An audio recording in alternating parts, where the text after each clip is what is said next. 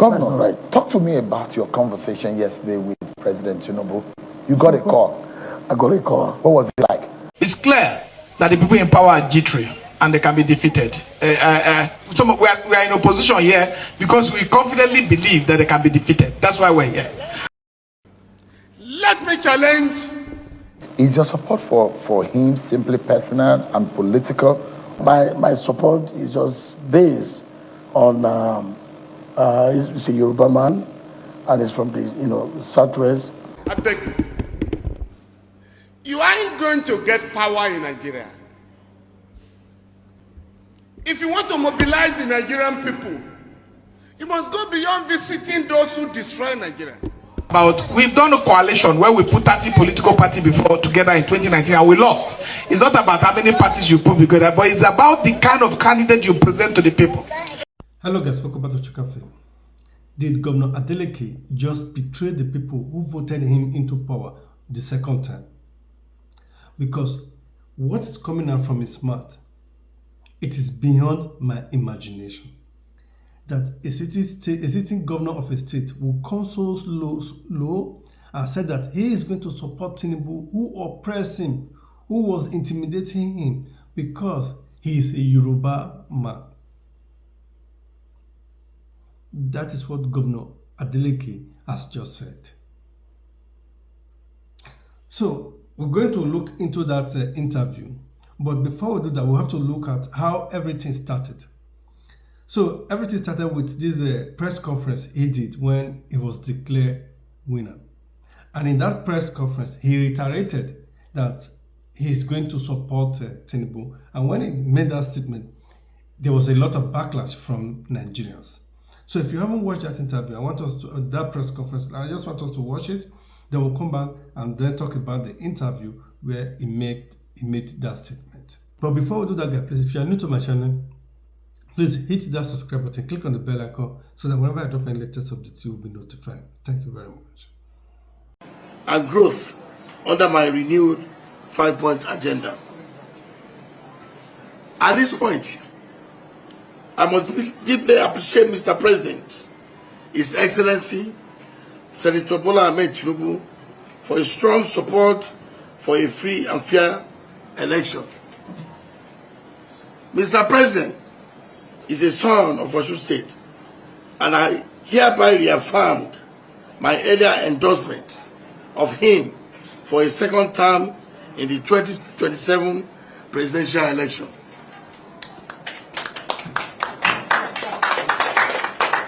But now, after he made that press conference, a lot of Nigerians were dragging him. So he went to Channel TV and then he did this interview with Shehu, where Shehu asked him, did you have any agreement with Tinubu? He said no.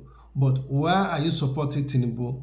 And this is what a grown-up man, a city governor has to say. Just listen to him. Governor, right. Talk to me about your conversation yesterday with President Tinubu. You got a call. I got a call. What was it like? Very friendly call. And he called me and because I see him like a father. So he called me and I just say, Mr. Governor, what's going on? How is the election going? I said, your son is cruising to victory. I mean, I've won and all that. So, I mean, we just, joke about it and everything. And he just told me, oh, congratulations, that democracy is, pleading. And he said, congratulations and everything. And the next thing, we always joke about it. Anytime he sees me, he said, Ijonko, how is the dance going? I said, it's going very well. And in fact, I'll come and see you so that we can do 1 or 2 steps. And he laughed and he just said, congratulations. So I really, appreciate him for that. We have to Osun State first. Yeah, Osun State first. There is a particular strong message in your speech earlier today when you talked about your support for President Bola Tinubu.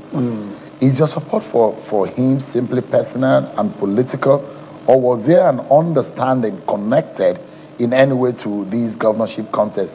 Was there any kind of agreement reached? Because Festus Keyamo was saying agreement is agreement. Did you reach any agreement with No, I never reached agreement with Mr. President. No.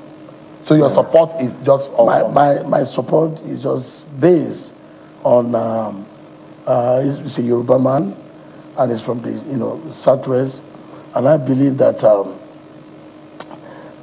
all the federal rules that he has started, I want to encourage him, not to forget, Southwest too, because all our federal rules leads to other regions, So, and I feel like, since Yoruba man has won the first time, maybe we should give him another chance to develop his reform. So you will go all out for President Tinubu in 2027? Big time, I will. Will you be able to work with the Oyebamijis, the Oyetolas, because they are in the APC? Well, as long as it's I'm doing it for Mr. President. So I won't mind. I will work with them. And of course, whatever Mr. President, when it's time for him to campaign and all that, whatever how he wants me to come in, and I will do it. See, a lot of people, I don't play games. When I say they don't call me talk and do for nothing. A lot of people feel like it's because of politics. Maybe I want him to support me. No, it is my work that people look on for them to support me. So you left. He want the governor. He want Tinubu, because Tinubu is in Obama. He want Tinubu to construct road in the Southwest that will lead to other region. It's not to, that is his aim. His aim is not to support any other region. His aim for Tinubu to construct road in the Southwest that will lead to other region. If you are voting for a president because it's a Yoruba man, so it should not construct road that will lead to other region. It should construct road that will only be within the Southwest region. We will talk about this story again later. But I want us to listen to Frank Titi, because he laid the foundation that what Governor Adeleke just did, that the next election is not going to be a bad party. It's going to be a bad personality. And people should not be afraid of what Governor Adeleke just said. Let's listen to Frank Titi, then we'll come back.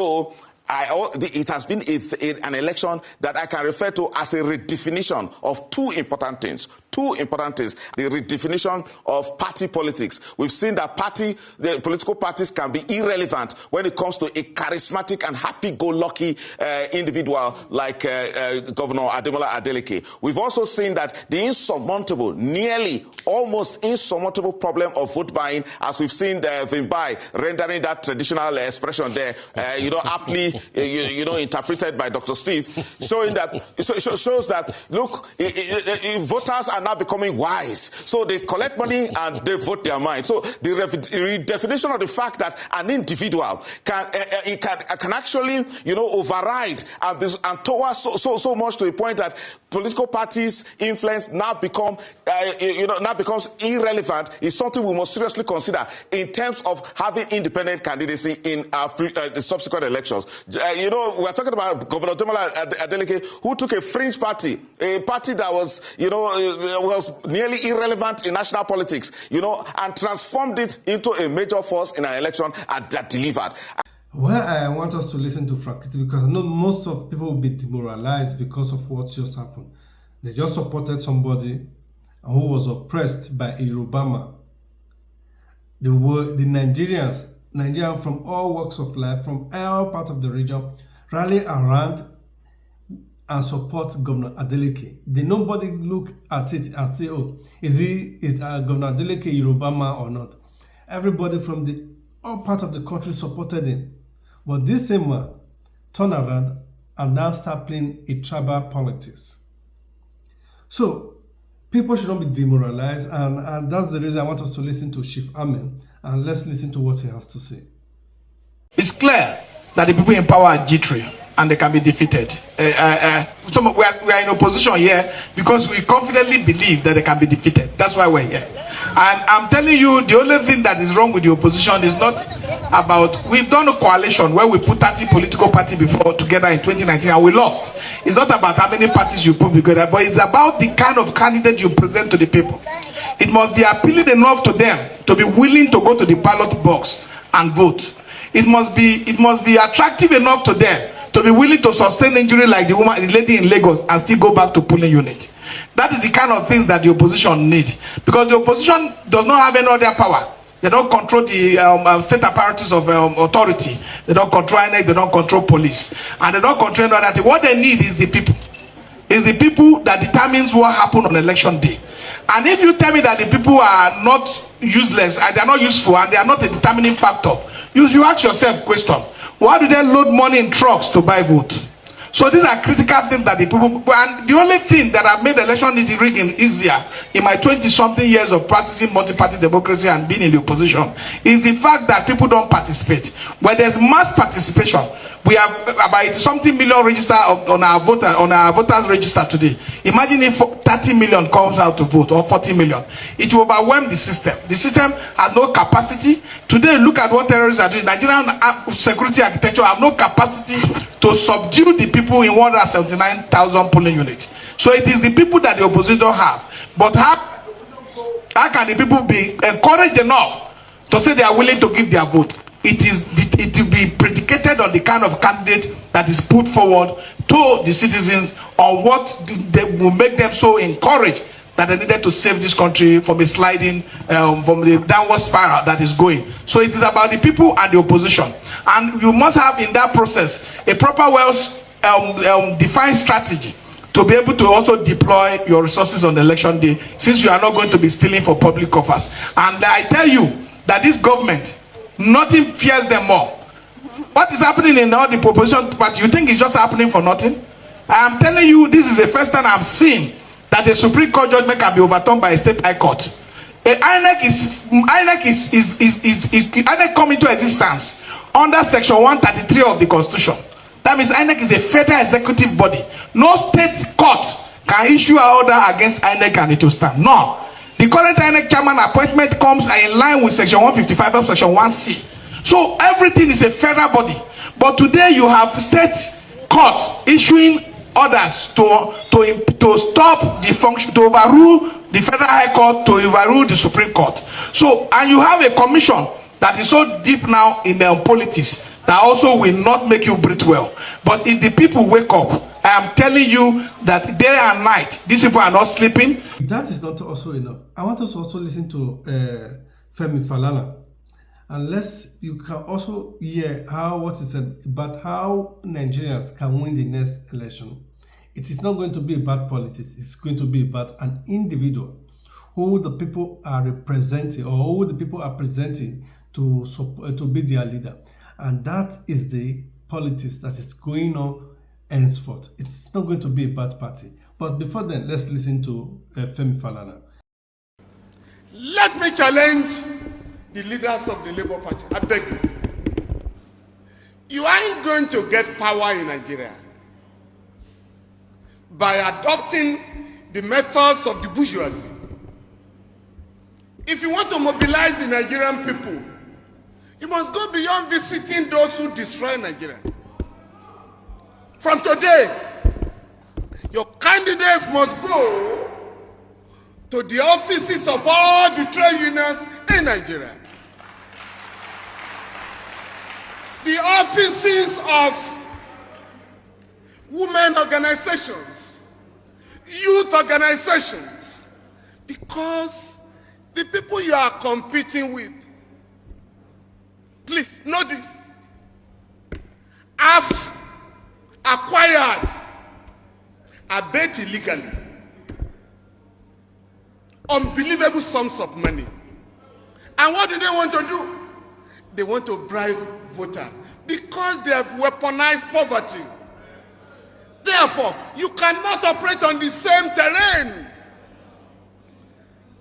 And the president of NIC and TUC have made the point that you have the largest structures in Nigeria. Please go out from today to revitalize those structures so that these guys can know that it can never be business as usual in Nigeria again. Time is on our side. Oh yes. Because Nigerians have lost faith in them. They are now running from pillar to post. When they say you have no structure, tell them the people are the structures of power. The people are the centers of power. Power is lying on the street in Nigeria once again. You don't know? The man in Aso Rock says, I am tired, I want to go home. Those who want to take over power from him, they are also tired, you know that? Therefore, power is lying on the street of Nigeria. Are you ready to pick it? Thank you.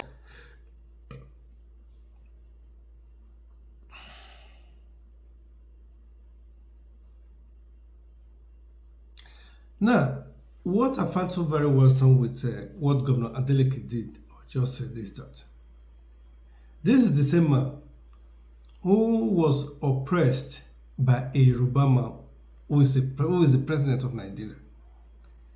Could you imagine, for over 2 years now, Governor Adeleke has not received a local government allocation.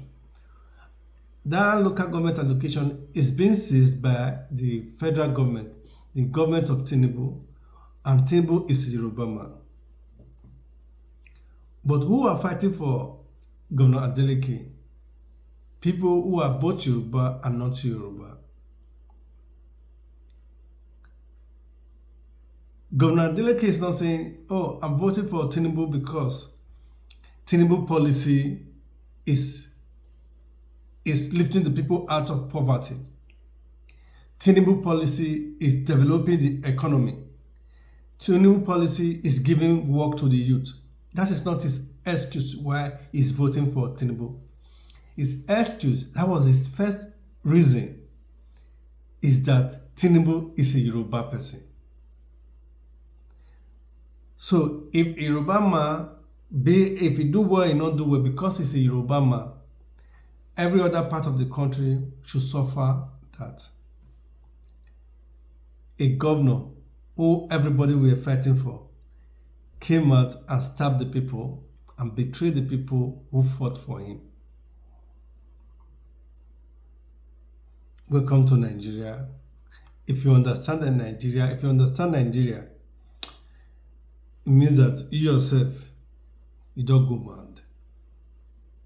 Thank you very much. And we thank Governor Adeleke for the betrayal.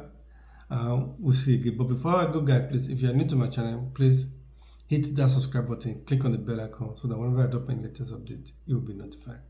Bye-bye.